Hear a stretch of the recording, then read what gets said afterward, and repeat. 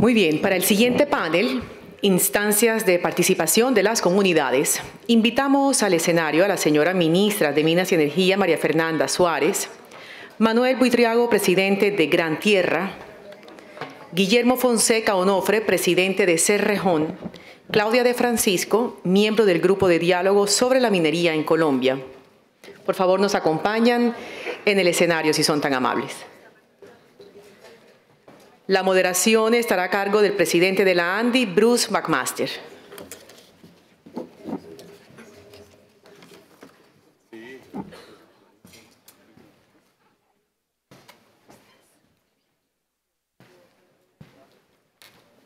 Hola, Claudia, ¿cómo estás? Hola, muy buenas tardes, bienvenida.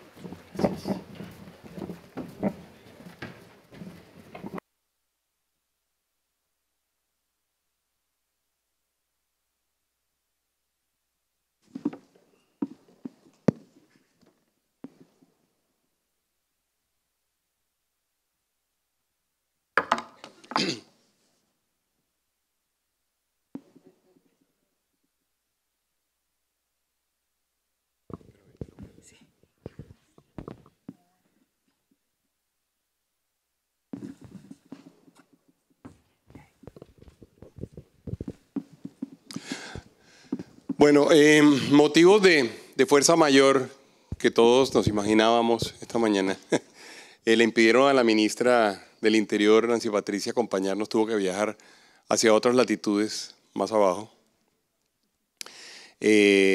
Como ustedes saben, digamos, ella ha sido o ha estado al frente, digamos, de esta coyuntura del Cauca que ha sido tan compleja, y finalmente estaba a las 11 de la mañana prácticamente lista para montarse al avión. De manera que no nos pudo acompañar. Por su parte, el magistrado Alejandro Linares amaneció con una falla de salud, un problema de salud que también le impidió montarse al avión. Los dos le pidieron y le rogaron a la ministra María Fernanda que los reemplazara en este panel en particular, lo cual pues además está bien para nosotros porque evidentemente es una de las personas que también se encuentra más relacionada con el tema y una de las personas que más tiene que ver y tendrá que ver en el tema de relacionamiento con comunidades.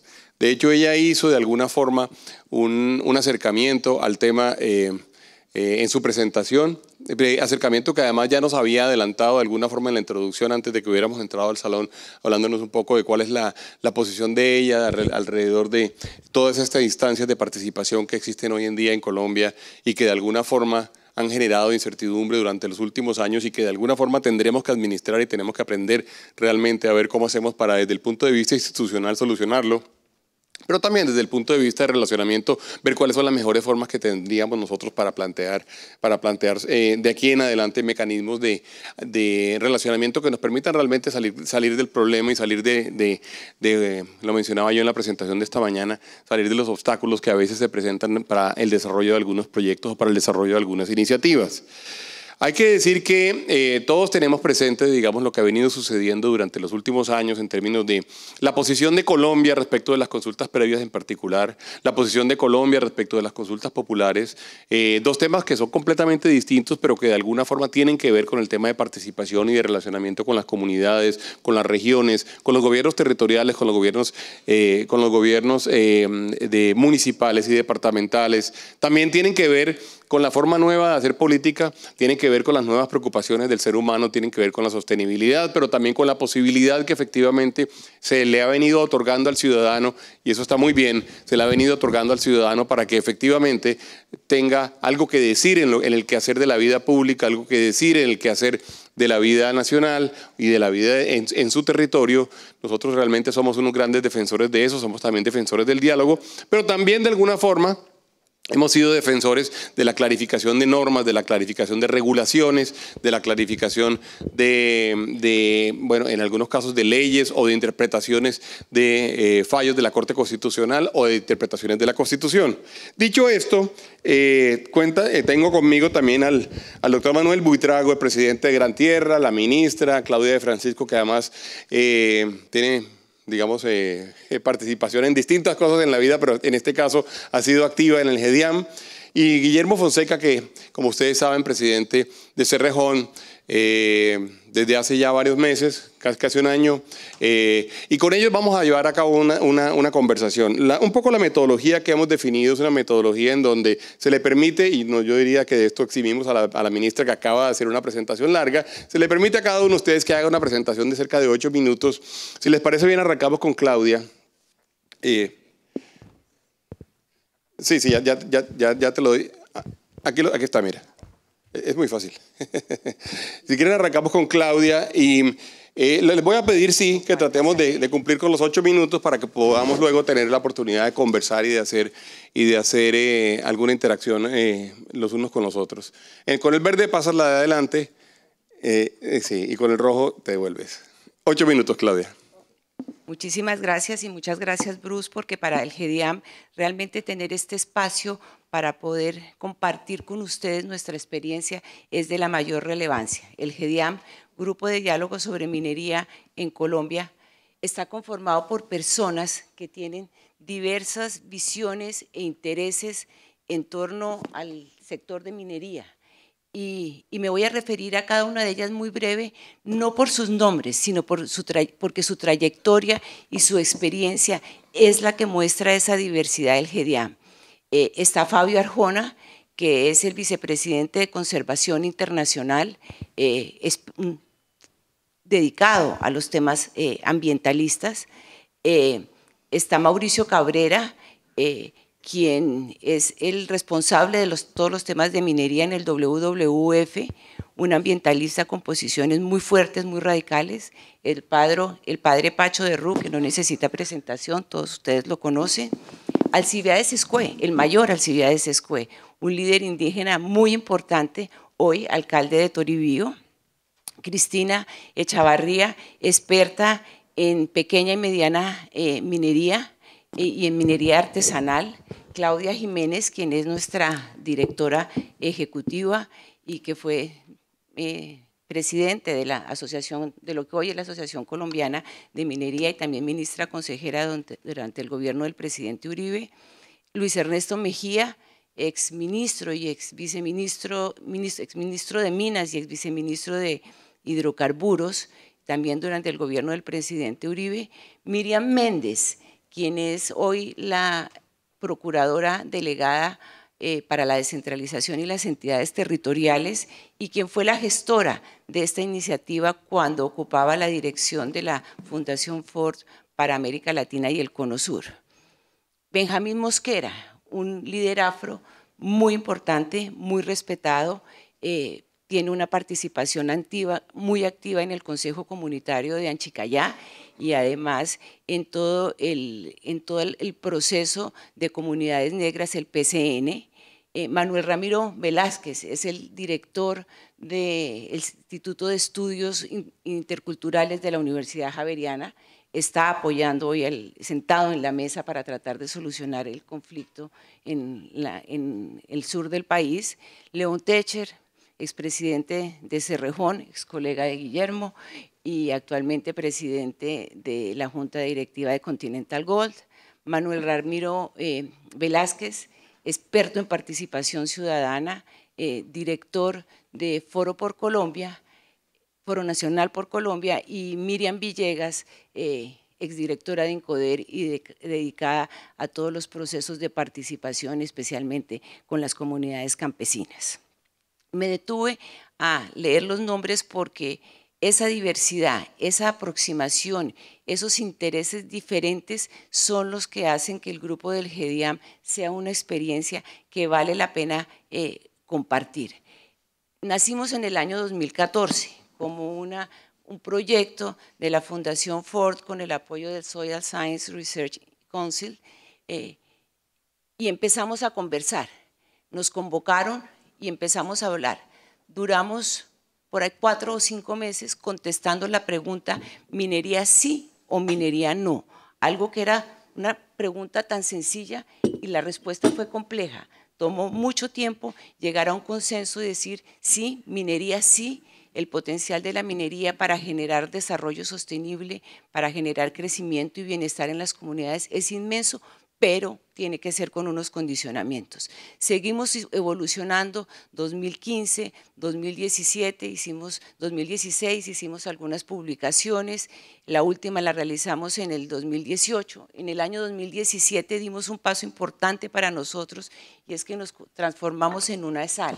Y eso es fundamental para poder garantizar sostenibilidad con visión de mediano y largo plazo. Pero fundamentalmente, ¿qué hacemos en el GEDIAM? Buscamos construir una visión compartida a partir de consensos sobre lo que debe ser la minería en Colombia.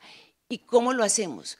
Primero, comprendiendo sus grandes complejidades. Es un sector donde aparecen complejidades de naturaleza económica, sociocultural, ambiental y política. ¿Y lo hacemos con qué propósito? ¿Con qué propósito generamos esa visión compartida?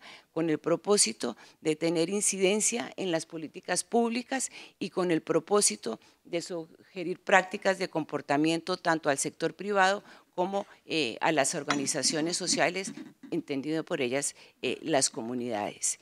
Y en el 2018 le hemos dado gran relevancia a contar un poco la metodología del GEDIAM, porque tenemos el firme convencimiento que el diálogo es un camino, el único camino que se puede transitar hoy para lograr un desarrollo y una visión compartida sobre lo que es la minería en Colombia. ¿Bajo qué marco conceptual nos movemos? Estamos alineados con la Agenda 2030 y con todos los objetivos de desarrollo sostenible, particularmente con los objetivos 16 y 17 que fomentan el diálogo y buscan construir un diálogo respetuoso de los derechos humanos y un diálogo basado en la información. Pero nuestro diálogo es múltiple y para que sea efectivo nos movemos casi que en una ecuación que yo podría llamar una ecuación virtuosa, y es que a partir del diálogo generamos confianza y la confianza permite la construcción de consensos y cuando hay consensos se privilegia el encontrar soluciones.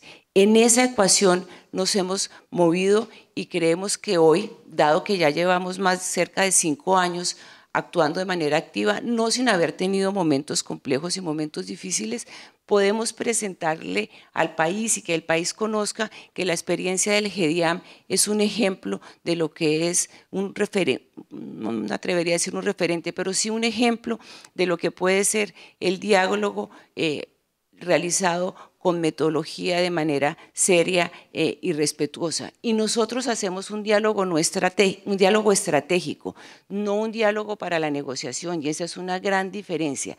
Es un diálogo permanente, sostenido, en donde buscamos construir acuerdos de utilidad y que sean de utilidad y de beneficio para todas las partes. ¿Cuál es como la dinámica con la cual funcionamos en el GEDIAM? Pues está nuestra gran fortaleza, es esa diversidad y por eso me detuve a mencionar cada uno de los integrantes del GEDIAM.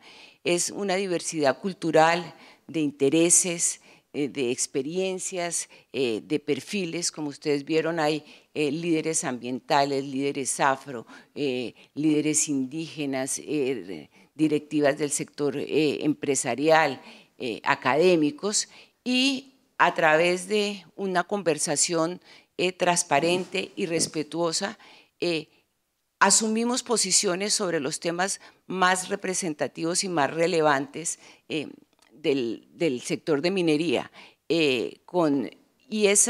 Aquí ha sido fundamental y tal vez una de las variables que explican en mayor sentido el que hayamos podido evolucionar es que hemos eliminado las asimetrías de información. Y esa eliminación de asimetrías de información entre partes tan diversas se ha logrado gracias a la presencia de terceros expertos independientes, neutrales, sugeridos también por consenso. Entonces, si vamos a hablar de un tema complejo como consulta previa, nos ponemos de acuerdo entre todos quién nos va a hablar. Si vamos a hablar del tema de regalías, también invitamos a un experto para que todos cuando debatamos y cuando tratemos de encontrar puntos comunes de consenso o también ponernos de acuerdo sobre lo que no estamos de acuerdo, estemos hablando de la misma información y con los mismos insumos, y eliminar esas asimetrías ha sido fundamental. Funcionamos bajo las reglas del Chatham House Rules, es decir, que nada está acordado hasta que todo esté definido. Nadie en representación del GEDIAM puede hablar de un tema que no sea producto de un consenso, y las deliberaciones internas, las posiciones internas de los miembros del GEDIAM no son públicas, sino únicamente la posición producto del consenso o la convergencia. No hay votación, todo es consenso, todo es convergencia, y al final tenemos unos documentos en los cuales hacemos difusión ante diferentes grupos de interés que consideramos claves, como las comunidades, el sector público, el sector privado, la academia. Y ya para terminar, pues cuando les contaba que nos habíamos demorado en contestar la pregunta si minería sí o minería no, dijimos, el GEDIAM dijo minería sí, pero y Colombia debe tener una visión compartida sobre esa minería, pero debe ser una minería incluyente, resiliente y competitiva, y yo sé que esos términos para todos los presentes en este auditorio son comprensibles en su dimensión, en su importancia y en su relevancia. Muchas gracias. Muy bien, Claudia, gracias. Ahora más adelante preguntamos, digamos, a qué ha conducido ese tipo de debates respecto específicamente del tema de consultas previas y relaciones con la comunidad. Guillermo Fonseca, ¿tienes tú lo tienes ahí? ¿Tú tienes? No, no tengo. Ah, ok. Entonces, por favor, Guillermo, 8 minuticos y vamos avanzando, y luego voy con Manuel. Perfecto, Bruce. Bueno, primero, gracias, Bruce, y a la Andy por habernos invitado a participar y a compartir nuestras opiniones sobre qué está ocurriendo ahora en el sector de la minería y el energético. Y lo que voy a hablar es resultado de dos cosas, de lo que genuinamente creo que es la oportunidad más importante que tiene ahorita el sector minero energético, y específicamente Cerrejón, para lograr hacer una diferencia en los próximos años en nuestra participación en la economía nacional y en La Guajira. Y segundo, pues curiosamente, sin que nos hubiéramos puesto de acuerdo los que hoy hemos participado, pues ustedes van a ver, y voy a tratar de amarrarlo con algunos de los conceptos e ideas que han sido expuestos en el día de hoy. Entonces de ahí surge lo que quiero hablarles. El resumen es básicamente el siguiente. El resumen es, quiero hacer una convocatoria. La convocatoria es alrededor de transformar el relacionamiento en el territorio, y palabra clave aquí es transformar, y ahora vuelvo a eso. ¿Con qué objetivo? Con el objetivo primero de liberar el potencial del sector para Colombia, y hoy nos han mostrado varios ejemplos de por qué es tan importante, y también voy a volver a esos. Y también, y más importante que todo, es para generar el valor social, y palabras claves aquí es valor social, material y estratégico, que yo creo que el sector privado le debe a los territorios, a pesar de los esfuerzos que se han hecho y de las buenas prácticas con que hemos llevado a esto. Entonces hay un reconocimiento de que podemos y debemos hacer más. Esa es la convocatoria. Y es un compromiso público a que en Cerrejón, bajo mi liderazgo, vamos a liderar esa transformación en La Guajira, y una invitación a que todo el que se quiera unir a esa transformación lo haga, porque pues obviamente esto no se logra hacer solos. Entonces ese es mi resumen. El contexto es básicamente el siguiente, y lo voy a hacer muy rápido. Bruce esta mañana en el resumen que hizo nos recordó la importancia estratégica del sector, por la materialidad que tienen las cifras económicas, por el impacto que tiene en inversión extranjera, en las exportaciones, en el ingreso fiscal. También nos mostró cómo hay muchos países que han iniciado grandes transformaciones para capturar ese valor y evitar que ese recurso con el que nos dotó la naturaleza se quede enterrado y no logremos realizar el valor para Colombia. Creo que en Colombia tenemos más necesidades que oportunidades para atenderlas, y tenemos que encontrar la forma de poder capturar ese valor. También nos habló de varias formas en un sentido de urgencia. Hay ventanas de oportunidad que se están cerrando y en el caso del carbón, la ministra también nos lo mostró. No sabemos cuánto va a durar, pero lo que sí sabemos es que se está cerrando rápidamente y eso pues genera un sentido de urgencia. La ministra pues, nos mostró su ruta de la transformación energética, nos mostró cómo los hidrocarburos y el carbón es algo que no se contrapone y no es contradictorio a la electrificación de la economía para poder bajar las emisiones y diversificar nuestra matriz energética. Son dos cosas que conviven, aunque aparentemente son contradictorias. Nos mostró cómo el sector mineroenergético puede generar recursos, obviamente, para infraestructura. Nos mostró cómo puede generar mercado también, demandando estas energías renovables. Tenemos un rol que jugar, si no directamente, como un elemento de apoyo en esa agenda de transformación. Y habló de un concepto bien interesante y es que los colombianos queremos hacer una cantidad de cosas, pero no queremos la forma en que lo podemos hacer. Y voy a volver a esa idea porque pues como colombiano eso suena como esquizofrénico. Y con ese contexto pues yo diría que oportunidades para lograr todo eso hay muchas, hay una lista muy importante. Pero también es importante enfocarse en atacar aquellas que creemos que tienen el mejor potencial de tener un impacto y para mí tiene que ver con el relacionamiento en el territorio, con liberar ese potencial que hoy está atrapado en la economía colombiana por el relacionamiento que hoy tenemos. Eso es importante. En el caso de Cerrejón, desde que llegué he estado comunicando al país la idea de que Cerrejón tiene el 25% de su capacidad de generación de valor atrapada. Podríamos estar produciendo 40 millones de toneladas al año y escasamente vamos a llegar a 30 millones de toneladas este año. Y si eso es un reflejo de lo que está pasando en el país, entonces uno podría pensar que hay 20 o 25% de la capacidad de generación de valor del país atrapada y así fuera 10 o 5 sigue siendo una oportunidad que hay que liberar. Y también que en últimas toda esta actividad que nosotros hacemos y estamos discutiendo aquí no es para otra cosa que para mejorar el bienestar del país y principalmente los territorios en que trabajamos. Después de que uno recoge todo lo que ha hecho en el día y que fue todas las actividades que hizo y los KPIs que midió y demás, al final del día la actividad la estamos haciendo para poder devolver ese valor a las comunidades, a los territorios y mejorar el estado de bienestar del país. Y esa es la principal razón, creo yo, para la convocatoria y tiene que ver con uno de los 3 ejes que nos habló la ministra hoy, es el de sostenibilidad. Va directamente a ese pilar estratégico de la agenda y de la hoja de ruta que nos habló la ministra y es ayudar a la sostenibilidad del sector y del país.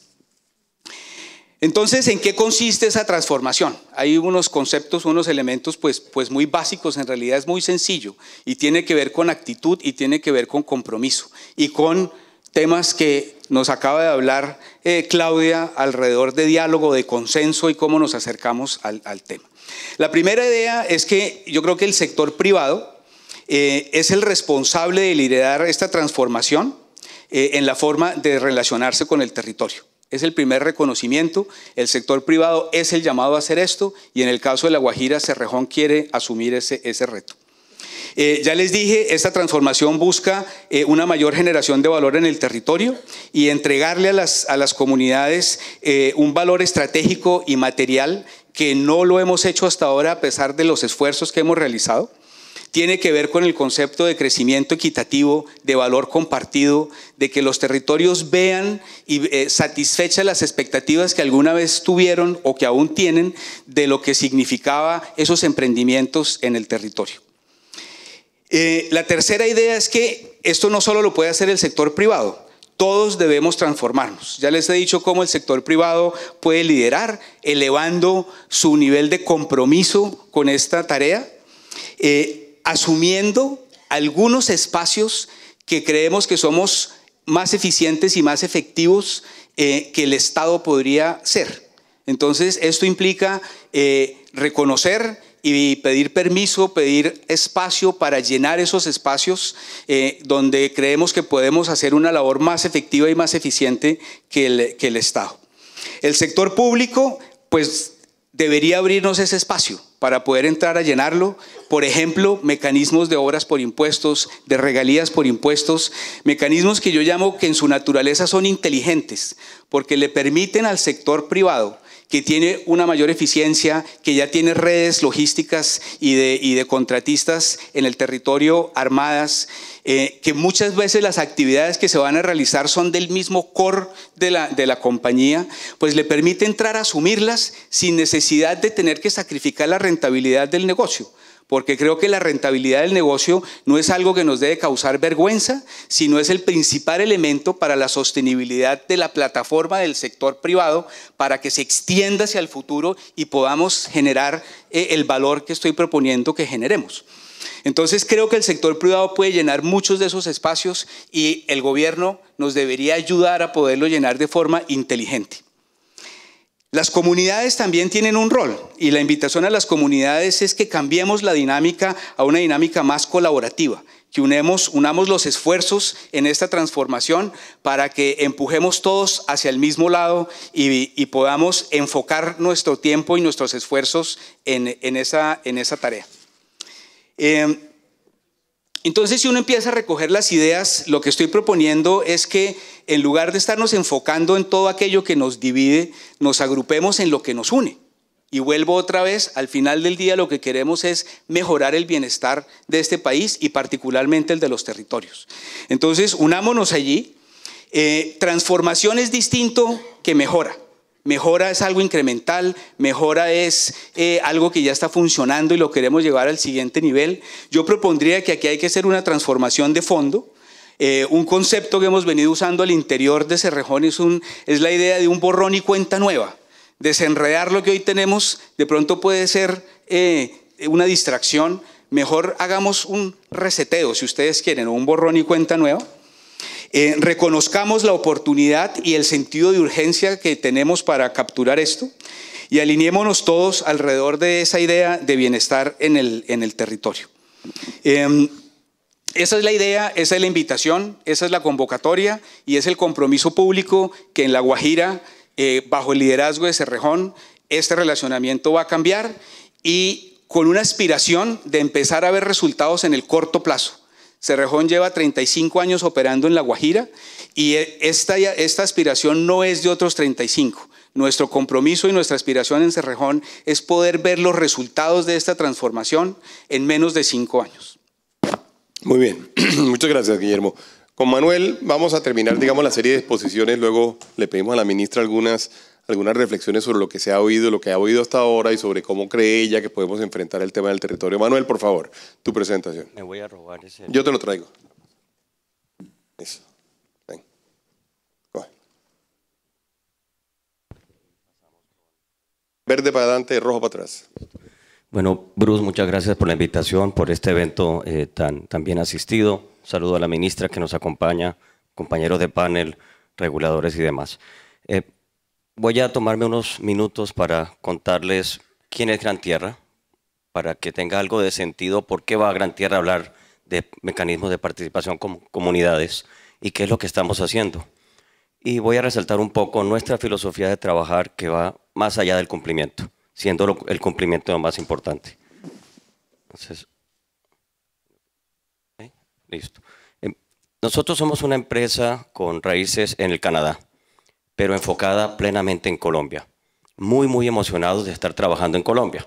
Y en Colombia trabajamos en 3 cuencas diferentes. Como pueden ver en el mapa, Gran Tierra trabaja en el Putumayo, una cuenca muy interesante con unos retos y oportunidades muy interesantes que tienen que ver obviamente con la diversidad, no solamente la biodiversidad tan interesante que hay en el Piedemonte Amazónico, sino de las diferentes comunidades que hay.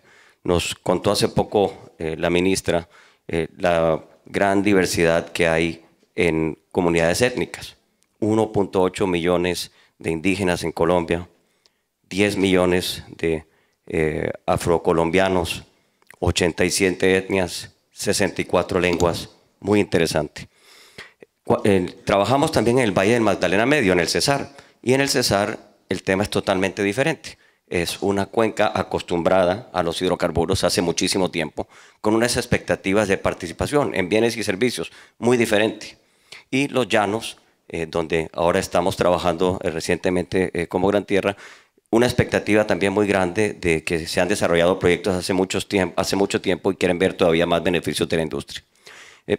En el caso nuestro, el enfoque es en Colombia, estamos muy interesados en seguir trabajando en Colombia y lo más importante es poder traer un poco de nuestras prácticas. ¿Cuál es nuestra práctica más interesante para resaltar y que nos ha permitido en los 13 años que llevamos en Colombia, de una manera humilde, sin presumir y aterrizada, establecer diálogo con las comunidades? Antes de entrar a hablar de participación, voy a hablar un poquito de la inversión que hacemos como empresa. ¿Por qué? Porque va de la mano, pero es independiente, y lo vamos a ver en el próximo slide. Más allá del cumplimiento, para nosotros es cada vez que podemos, después de haber cumplido en un 100%, y no presumimos no tener temas de antaño o de empresas que hemos adquirido que hay que mejorar, que hay que llegar al 100% del cumplimiento, es poder ir más allá. Por ejemplo, en el caso del Amazonas y de la Amazonía, en particular en Putumayo, tenemos un esfuerzo de reforestación muy importante. 1000 hectáreas estamos trabajando de reforestación, lo trabajamos con Conservation International. Claudia habló un poco de Conservation International y de Fabio Arjona, que nos apoyan en ese tema. No presumimos conocer del tema de reforestación, sino de hidrocarburos. Entonces nos asociamos con alguien que es experto en el tema. En el tema de viveros móviles del cacao, estamos trabajando en el Putumayo. Tenemos unos viveros móviles que incluyen desmovilizados, rasos, voluntarios que están trabajando con Fede Cacao, aprendiendo a cultivar el cacao y a trabajar en cultivos lícitos. Trabajamos lo mismo, tratar de limpiar barriles huérfanos de bloques que hemos adquirido. Eso conlleva ciertos retos con la comunidad. Y obviamente enfocarnos en la siembra de cultivos lícitos. ¿Para qué hacemos todo esto? Al final del día es ser un ciudadano que apoya a las regiones donde ejerce sus actividades. Las actividades de hidrocarburos son muy importantes, citando siempre lo que menciona el gobierno. Hay tanta riqueza en el subsuelo, ¿cómo hacemos que esa riqueza salga y se comparta para que se desarrolle el territorio? Guillermo mencionaba el tema del territorio y de la responsabilidad de las empresas. Nosotros nos vemos como que estamos en el territorio hace mucho tiempo y podemos actuar como puente para que se desarrollen esos recursos en los territorios. Miramos todo a través de un pacto. Obviamente no lo podemos hacer solo, debe hacerse de la mano del gobierno nacional, debe hacerse de la mano del gobierno regional y sobre todo de la mano con la comunidad. En este slide lo que trato de contar un poquito es el mecanismo de participación con las comunidades que nosotros como empresa petrolera tenemos que generar. En azul ven un poco las dos actividades que son obligatorias, que es la socialización en el caso del licenciamiento y al igual en el caso de consulta previa, las actividades obligatorias. En verde ven unos cuadros adicionales que son unos pasos que nosotros tomamos como un mecanismo aplicado a lo que hace Canadá y Estados Unidos y cómo lo aplicamos en Colombia. Entonces vamos un poco más allá. ¿Qué hacemos primero? Socializamos el proyecto. Socializar es un término que se utiliza solo en Colombia, no tiene traducción casi, si uno se va directamente a la palabra, pero contamos el proyecto en qué va en cada una de sus etapas.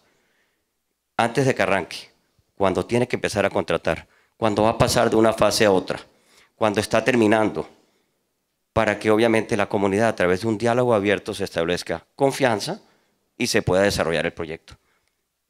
Un ejemplo que queremos resaltar muy rápidamente es el comité de transparencia que establecimos en Yopal.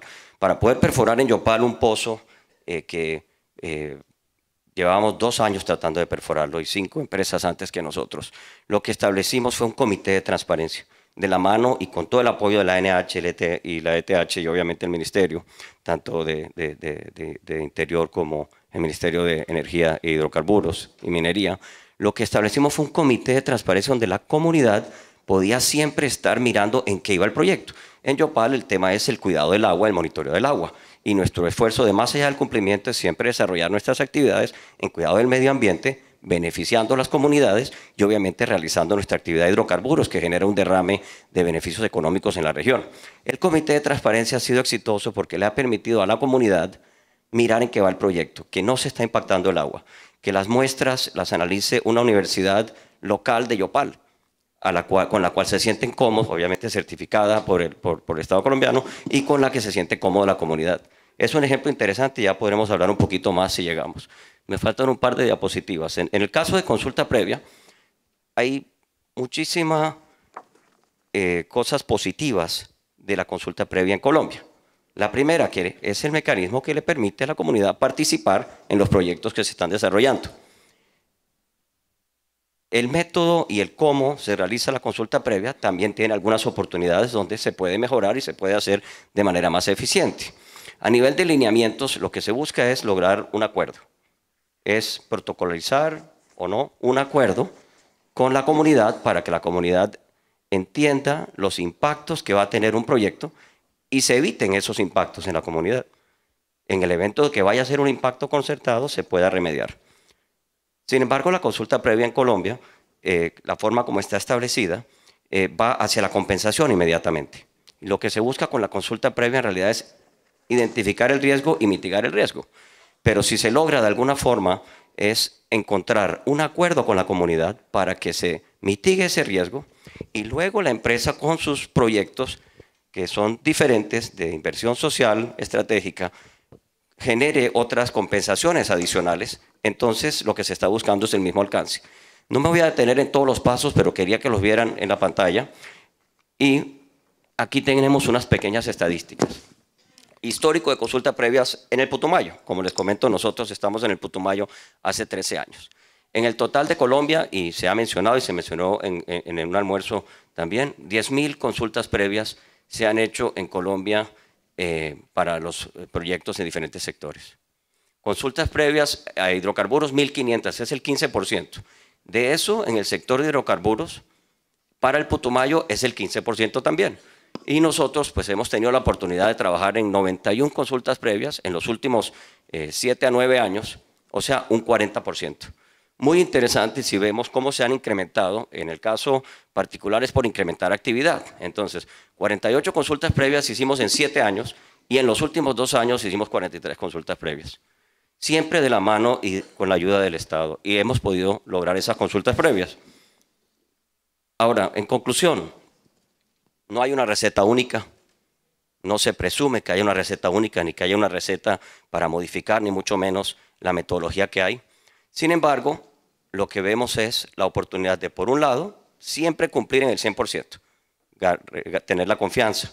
Y luego es lo más difícil, hasta en las relaciones personales, mantener esa confianza. Para mantener esa confianza, lo que hacemos es unas consultas previas con diálogo constante, informativo, abierto con la comunidad en lo que está pasando. Se hace el cumplimiento de la consulta previa y se hace una inversión que va más allá del cumplimiento, que es independiente. Sin embargo, y ya será parte del panel, sí hemos identificado, Bruce, unos temas interesantes para hablar en cómo se puede incrementar esa actividad a través de la consulta previa, porque no todos los proyectos generan el mismo impacto. No es lo mismo en hidrocarburos hacer un acondicionamiento de un pozo o reactivar un pozo que ha estado cerrado por 5 años, pues que hacer un proyecto de sísmica o un proyecto exploratorio grande. Y eso lo que conlleva en realidad es que, dependiendo del impacto que tenga un proyecto, la consulta previa, la metodología o la hoja de ruta pues, debería ser más corta. Afortunadamente la ministra es gran conocedora de este sector, porque si no lo fuera, se llevaría la impresión de que aquí todo está perfecto. Porque tuvimos 3 presentaciones buenas, 3 presentaciones, como dice algunas personas, dicen 3 presentaciones por la positiva, por el tipo de cosas que hay que hacer, por lo que hemos identificado hasta ahora, por el tipo de esfuerzos que hay que hacer, por el tipo de estrategia que debemos implementar. Sin embargo, no dependemos solamente, y sé que la ministra va a hacer énfasis, digamos, en todo caso, en este tipo de ejercicios que han sido expresados hasta ahora, pero no dependemos exclusivamente de la voluntad de las organizaciones. Es claro que hay un tema importante, digamos, que se relaciona con la reglamentación con el marco constitucional, con el marco jurídico que actualmente nos rige, también, digamos, un poco con la actitud que ha habido, digamos, en algunas regiones o en grupos políticos o en oportunismos políticos que eventualmente han terminado, o económicos que eventualmente han terminado haciendo de los procesos de consulta previa, digamos, un proceso realmente doloroso. Luego, adicionalmente, hay que hacer referencia a un estudio, ella lo mencionó en su conversación, pero hay que hacer referencia a un estudio que hizo el Ministerio del Interior hace poco, cuando llegó y trató de ver en qué estaban en este momento las consultas previas y los trámites de consultas previas, y el Ministerio, digamos, se encuentra con que hay cerca de 1.200 procesos en este momento represados por falta de capacidad técnica y por falta de capacidad económica para llevarlo adelante. Hablando del Ministerio del Interior, esta es una conversación que la tenemos que tener con la ministra del Interior. De hecho, tuvimos una reunión de consulta previa realmente el viernes de la semana no pasada, sino antepasada. Yo lo había conversado con ella y ella llamó al resto de gremios y tuvimos una reunión muy productiva. Pero, ministra, dicho esto, digamos, ¿qué podemos hacer realmente para poder contar, digamos, con un escenario predecible, con un escenario conocido, con un escenario que le permita realmente tener a los agentes y a los inversionistas a los cuales estamos tratando de llamar y tratando de atraer en términos de este tema en particular, que sigue siendo, digamos, uno de los mayores generadores de incertidumbre hoy por hoy alrededor de la inversión de nuevos proyectos, no solo en la explotación, sino también en la exploración, o quizás más bien en las exploraciones donde se presentan los principales problemas, y que adicionalmente, y estuvo bien dicho por Manuel, no solamente afecta, por supuesto, al sector minero. La verdad es que si uno logra solucionar el tema de consulta previa en Colombia, vamos a tener beneficios también en infraestructura, que va a ser muy importante si lo logramos sacar adelante, y además en otros campos. Toda esa aspiración que fue expresada inclusive por Ignacio Gaitán y que ha sido expresada por varias personas en términos de querer, por ejemplo, desarrollar el turismo en Colombia, tiene que pasar obligatoriamente porque tengamos mecanismos claros de conversación con la comunidad, pero no solamente de conversación, sino de definición, de consensos, de actuar y de poder tener, digamos, claridad de aquí en adelante. Ministra, por favor. Bueno, estoy aquí como voy a tratar de hacer la mejor representación de este tema porque me toca un poquito de improvisación. Pero les voy a decir que lo que se oye en el panel, lo que tenemos que hacer es aprovechar esta oportunidad que hay. Yo realmente soy optimista frente a este tema, y soy optimista porque yo creo que acabamos de pasar una crisis y que estamos todavía en ese momento de la crisis, y que lo que no podemos es desaprovechar la crisis, que es lo que es inadmisible. Y el momento para mí de la crisis fue el momento de las consultas populares. Ya era el momento en donde realmente había una medición que puso, digamos, que al sector en un punto de vista muy, muy complejo. Yo creo que, empezando por Claudia, realmente la experiencia del GEDIAM es una experiencia que vale la pena que el sector entienda y acoja.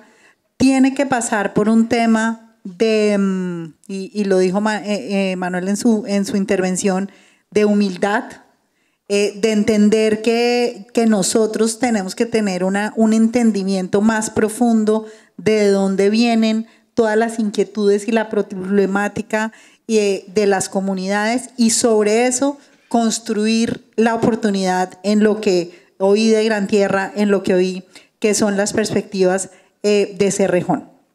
Y yo creo que es una oportunidad, primero porque con la sentencia de la Corte Constitucional en el tema de consultas populares, nos da una claridad jurídica que era muy importante, y nos dice que hagamos toda la reglamentación para el mecanismo de coordinación y concurrencia de aquí a 2 años, y ahí vamos a tener una oportunidad muy buena de definir cómo va a ser ese relacionamiento, qué va a ser suficiente en ese proceso de socialización, en ese proceso de transparencia y en ese proceso de involucrar a las comunidades.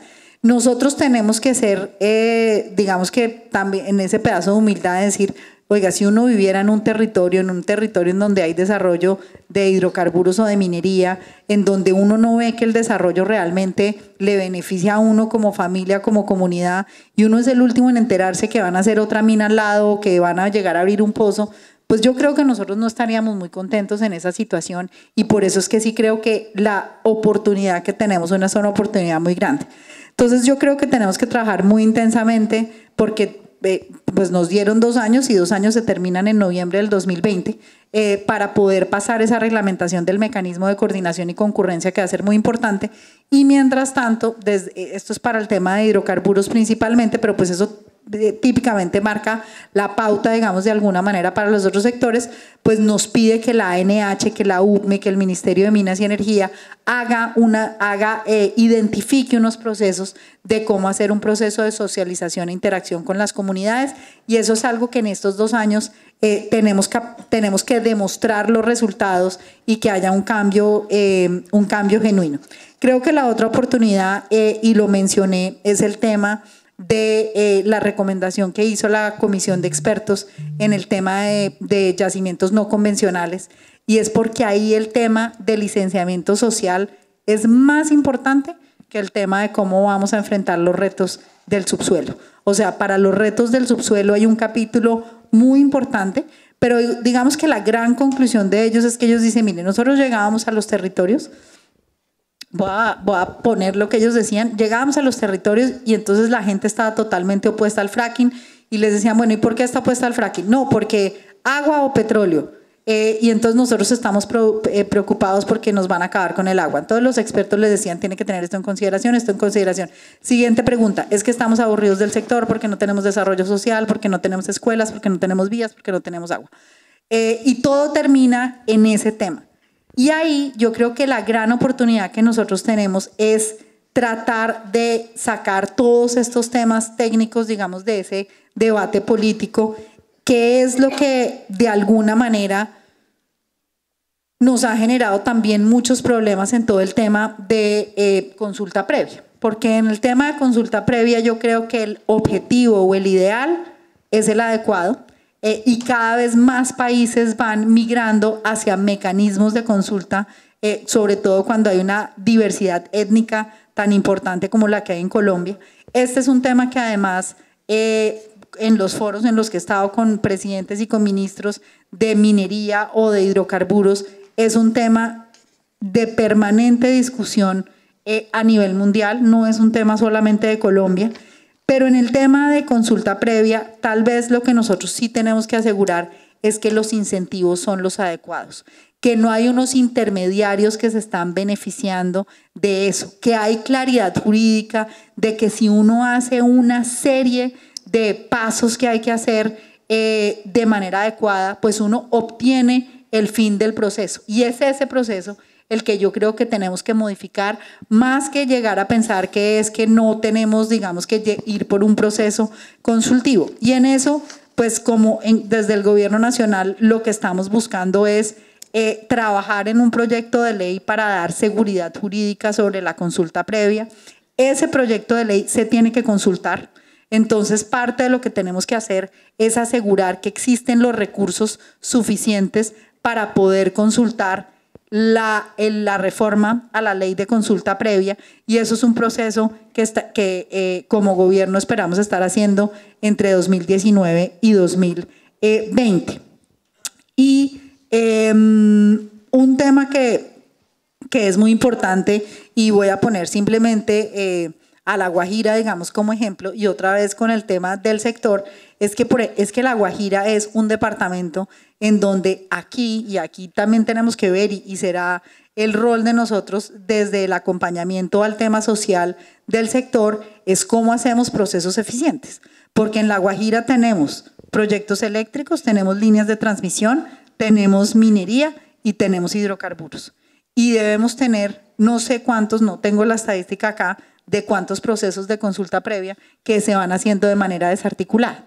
Entonces nosotros tenemos que tener la capacidad de articular, de mostrarle también a cada territorio la visión de desarrollo sobre su territorio, y de esa manera hacer un proceso más eficiente y más ordenado. En La Guajira también tenemos uno de los procesos más ineficientes de inversión de las regalías, ¿no? Si hay algún sitio donde las regalías no se ven, es en La Guajira, y seguramente es uno de los sitios donde más se han producido, y ahí tenemos, digamos, un problema mayúsculo, de manera que la referencia que ha habido de parte de todos ustedes, también lo decía yo esta mañana, alrededor de que las regalías y su eficiente inversión sin duda tienen que ser parte del mecanismo de relacionamiento. Claudia, ustedes en el... Y hay perdón, luz ministra, y un pedazo que seguramente Claudia más nos puede ayudar es que algo en lo que todos tenemos que trabajar y que no lo mencionamos en el panel es cómo vamos a trabajar para mejorar el fortalecimiento institucional al nivel del territorio. Con eso que tú mencionas desde el punto de vista de La Guajira, estas empresas que están en este sector, yo se los dije en el almuerzo, al que menos bien le va está 20 años en la región y al que más bien le va está más de 100 o 200 o 300 años. Y simplemente no nos podemos dar el lujo de que haya una debilidad institucional porque eso nos va a imposibilitar desarrollar el negocio y desarrollar los recursos. Así que hay que hacer formación de líderes, formación de políticos y que eso realmente acompañe una estrategia que nos ayude a guardar cada una de las regiones. De administradores públicos, correcto. El GEDIAM, muchos de ustedes lo conocen, pero estoy seguro que los que no están tan cercanos, digamos, al proceso minero no lo conocen. Estoy seguro de eso. La razón por la cual los invitamos, entre otras cosas, es porque nosotros creemos que ahí se está inventando algo bueno, digamos. Ahí está pasando una cosa interesante, ahí está pasando una cosa que vale la pena rescatar y que seguramente servirá de modelo para sectores distintos al sector minero de aquí en adelante respecto del relacionamiento con el territorio. Claudia, 3 preguntas para ti porque se nos está acabando el tiempo. Yo creo que vamos a tener cada uno una intervención corta de aquí antes de terminar, pero que quisiera como mencionarte 2 cosas. Uno es, dada la sentencia de la Corte, digamos, ¿qué ideas habría sobre herramientas que efectivamente garanticen la coordinación y la concurrencia, que fue exactamente lo que dijo la sentencia, pero que también fue mencionado por la ministra ahorita? Y también, ¿cuáles son las sugerencias de aquí en adelante en términos de cómo hacer para, digamos, mejorar? Ya dijiste, digamos, de alguna forma el ejercicio que ustedes habían realizado, pero para mejorar y para optimizar el relacionamiento con el territorio. Esta pregunta para ti. Bueno, hay 2 iniciativas del GEDIAM que responden a tu pregunta, Bruce. Una es el GEDIAM territorial. Nosotros ya logramos salir de las reuniones en Bogotá con todos esos miembros que les presenté para trasladarnos a los territorios. Entonces estamos adelantando en Antioquia un diálogo territorial para definir el desarrollo de la minería en Antioquia, para asumir posiciones compartidas y conjuntas sobre fenómenos como la extracción ilegal de minerales, sobre la comercialización ilegal de oro y de materiales de construcción, sobre los procesos de formalización. Ya llevamos 6 reuniones en Antioquia donde está presente la academia, está EAFIT, la Universidad Nacional, donde están presentes líderes, el gobernador en Vera, donde está el alcalde de Tarazá, donde están presentes las empresas que tienen presencia en Antioquia, y estamos con la metodología GEDIAM construyendo una visión y un propósito para el uso del suelo y el subsuelo en Antioquia. Esa ya es algo aterrizado. Sí, en el territorio. Ya en territorio. Correcto. Y otra iniciativa que tenemos en el GEDIAM que también nos hace sentir orgullosos es lo que hemos denominado la minga empresarial.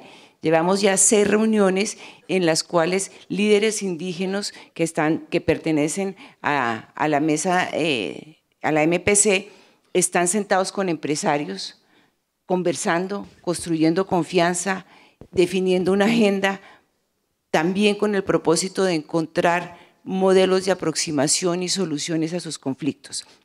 Y sobre la sentencia unificadora 095, el GEDIAM tuvo la oportunidad de participar en la audiencia pública convocada por la Corte Constitucional y consideramos un gran avance. Esos principios de coordinación y concurrencia los comparte plenamente el GEDIAM. Nuestra reflexión va un poco a que la consulta no se puede convertir en la única instancia en la cual las comunidades tienen la posibilidad de expresar su posición y de ser oídos, y que ese diálogo debe ser sostenido en el tiempo a través de todos los procesos del ciclo minero, desde el inicio hasta la finalización, y donde tengan relevancia gobierno nacional, gobiernos locales y sobre todo las comunidades. Gracias, muchas gracias. Desde el punto de vista minero, Guillermo, uno desde una compañía como Cerrejón o desde el sector, digamos, en donde ustedes están presentes, ¿qué quisiera ver en este momento de parte del Estado? para efectivamente complementar esa voluntad que ya se está presentando y que seguramente tendríamos que profundizar, pero ¿qué quisiera ver uno de parte del Estado para poder clarificar este tema del relacionamiento en el territorio y la solución, digamos, a que efectivamente los proyectos que se pueden hacer, se puedan hacer? Esa va a ser la misma pregunta para ti, Manuel, de manera que si quieres ve pensándola, te tocó primero. Eso pasa, ¿no? Listo, Bruce. Bueno, mire, una cosa ya lo dije en mi exposición. Nos gustaría ver del Estado que el espacio para poder entrar a complementar o ayudar en esos espacios que tradicionalmente se los hemos dejado al Estado, ocurra con mecanismos inteligentes que no signifique tener que sacrificar la rentabilidad del negocio, sino aplicar nuestra experticia. La ministra lo nombró ahorita, un tema de eficiencia. En La Guajira, le adelanto, ministra, en los próximos 3 años, solo Cerrejón podría estar llevando a cabo más de 100 consultas previas a lo largo de nuestra área. Solo Cerrejón. A eso súmele las de energías renovables y demás, y cómo todo eso se puede complejizar. Entonces, algún mecanismo que nos permita simplificar eso y, por ejemplo, pensar en una consulta departamental con todos los jugadores al mismo tiempo y con un proyecto que sirva de alguna forma de compensación a lo que va a ocurrir, pero un solo proyecto de un impacto material o estratégico. Como los macroproyectos. Sí, en La Guajira hay muchas cosas que solucionar, sí. Y por lo general lo que hacemos es que cada compañía acaba comprometiéndose a 15, 20 o 25 microproyectos que no cambian material estratégicamente el bienestar. ¿Qué pasa si con esa consulta departamental en La Guajira nos propusiéramos, por ejemplo, solucionar el problema del agua en un periodo de 5 años? ¿Sí? Acceso al agua, y entre todos hacemos algo de ese estilo. Tercera cosa, Bruce, todo lo que acabamos de hablar recogido en algún tipo de normativa que aclare cómo va a funcionar esto, ¿sí? Sí. Porque esto ha venido ocurriendo a punta de decisiones judiciales que no son completas, no incluyen todos los aspectos que se deberían tener en cuenta, que generan inseguridad jurídica, porque pues en última se está legislando desde las Cortes. Entonces, poder ver eso recogido en una normativa clara, donde se entiendan cómo son las cosas y donde las intenciones de las que estamos hablando queden plasmadas, ayudaría muchísimo. Manuel, la misma pregunta para ti. Bueno, Bruce, gracias.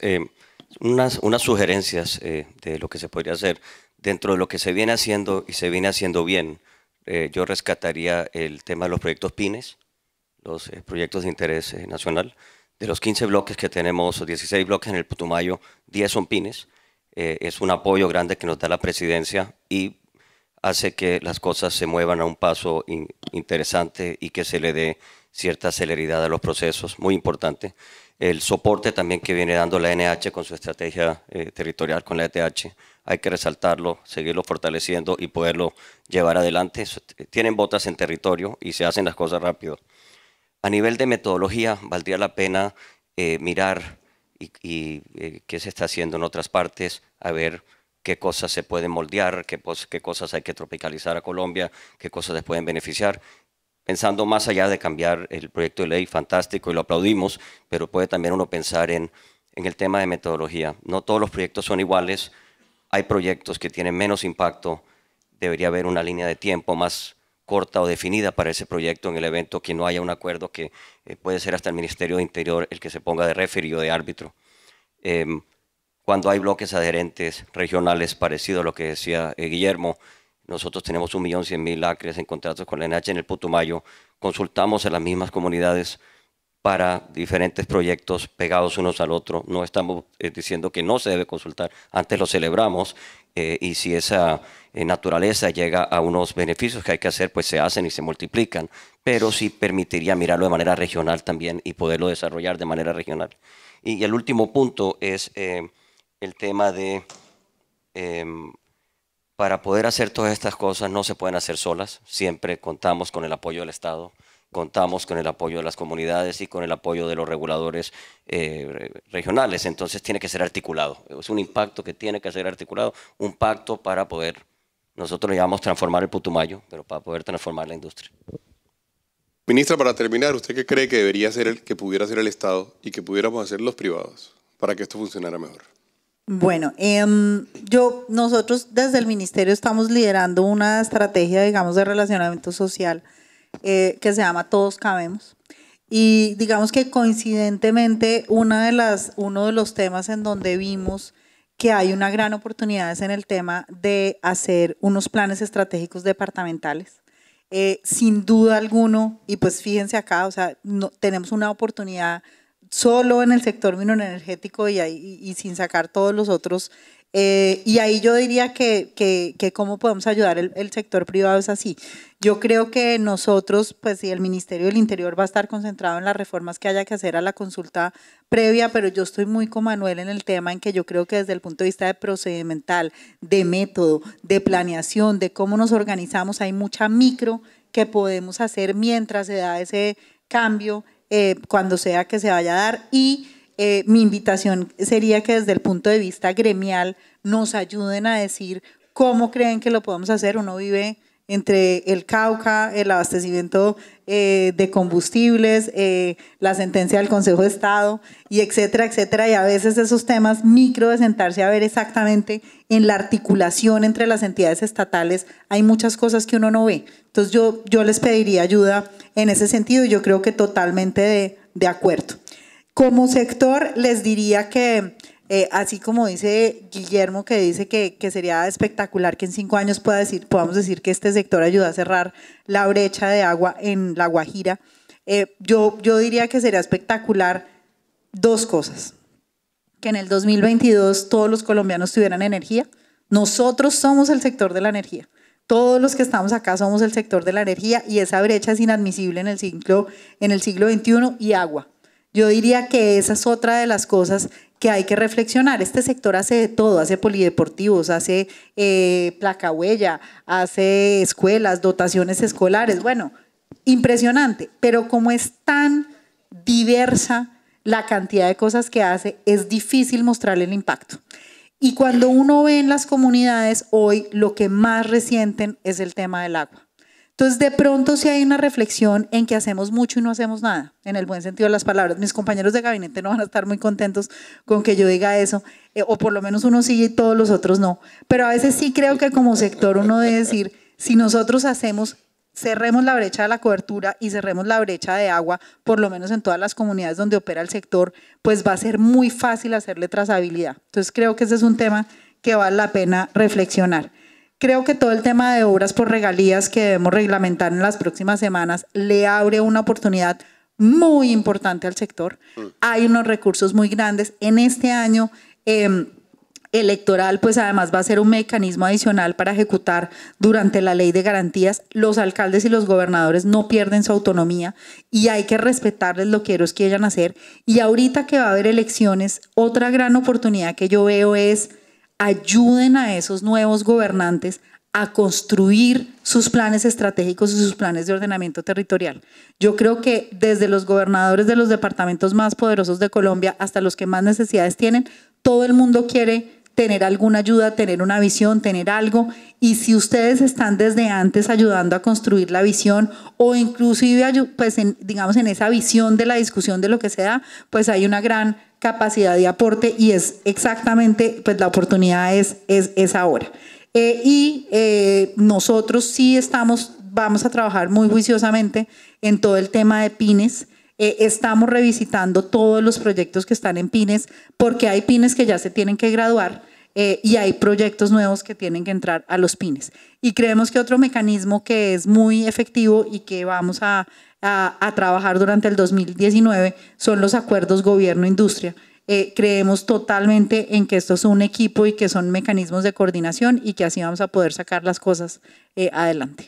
Bueno, de este panel vamos a sacar una gran cantidad de conclusiones que van a aparecer, por supuesto, en las memorias del evento. Creo que nos han dado ideas importantes, conclusiones muy importantes. Les pido un aplauso para los panelistas.